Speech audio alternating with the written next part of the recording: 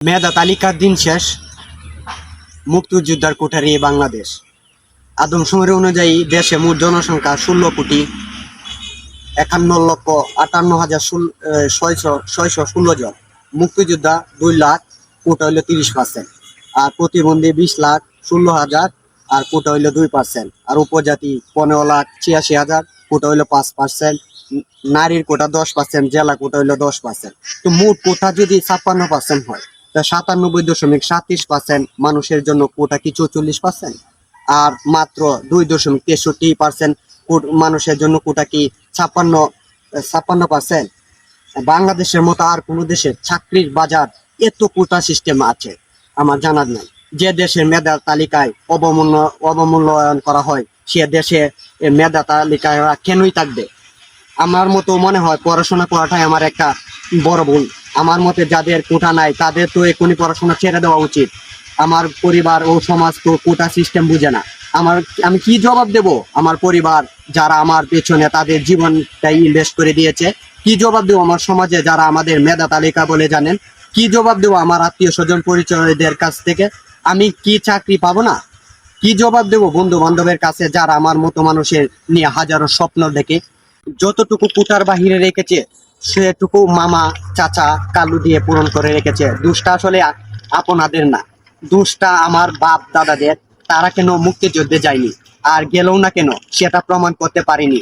অথবা দোষটা আমার আপনার, কেন আমরা 71-এ এত বছর পরেও আরেকটা স্বাধীনতা আন্দোলন পাইনি, ঘটাতে পারিনি। 1971 সালে বৈষম্যের রাষ্ট্রের গঠনের উদ্দেশ্যে যুক্তরাষ্ট্রের মধ্যে দেশের স্বাধীনতা হয়েছিল, কিন্তু আফসোস স্বাধীনতা এত বছর পরেও দেশটা বৈষম্য দূর হলো না। দেশে পলিসি মোকাবেলার জন্য সাধারণ জনগণের ইন্টারেস্ট বলে নিজেদের ইন্টারেস্টের কথা ভেবে পলিসি মেক করে তখন আর বেশি আশা করাটা বোকামি। কি করলাম? এই 27টা বছর পড়াশোনার পিছিয়ে দৌড়তে দৌড়তে কি পেলাম? অবহেলায়।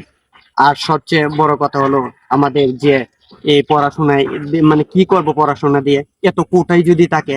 আমি যখন ক্লাস 5-এ পড়তাম, আমার ক্লাস মেরিট যখন বিদেশে চলে যায়, সে প্রায় 20-25 কোটি টাকা, 20-25 লাখ টাকার মালিক। সে এত টাকাই কামাইছে, আর আমি এখনো অধপতন পড়ার পিছনে ধরতে ধরতে আজ আমি নিজেই অবহেলিত, লাঞ্ছিত। যে কারণে আমার বন্ধু, যদি আমি সাপোজ ধরি আজকে আমার চাকরি হয়েছে, চাকরি বাজার এত খারাপ থাকলে আমার চাকরি হয়েছে, চাকরি যদি আমি 1 লাখ টাকা বেতনও পাই, তাহলে তার 25 লাখ টাকার যদি ধরতে চাই অবশ্যই 2টা বছর লাগবে। তাকে ধরতে গেলে অবশ্যই সে আরো 10 লাখ টাকা কামাবে, কিন্তু তার পিছিয়ে আমি ধরতে পারবো না। সে অনেক টাকার মালিক হয়ে, কিন্তু এইগুলা চিন্তা না করে আমরা পড়াশোনাই করছি। কিন্তু পড়াশোনা করে কি পেলাম বাংলাদেশে?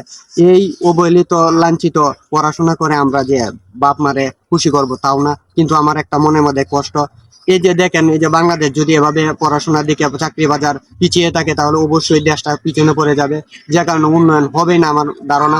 যেমন দৃষ্টান্ত একটা, যদি আমরা এই কোটার হিসাব করি মুক্তিযুদ্ধের, যে মুক্তিযুদ্ধে এই কোটার হিসাব করলে আমাদের বাংলাদেশে এই যে ক্রিকেট বোর্ডের যে 7-8 জনই মুক্তিযোদ্ধা কোটা পেয়ে বিশ্বকাপ মানে খেলতেছে।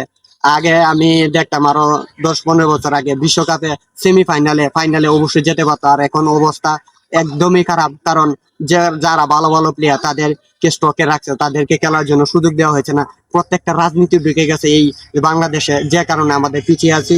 ধন্যবাদ যারা আমার এই ভিডিও দেখে মানে বিষয়টা বুঝতে পারছেন, তারা কমেন্টে জানিয়ে দিবেন কি ভিডিওর বিষয়টা কি ঠিক আছে কিনা, আমি কি ঠিক বলছি কিনা, এটা প্রমাণ করতে চাই। আসসালামু আলাইকুম ওয়া রাহমাতুল্লাহি ওয়া বারাকাতুহু।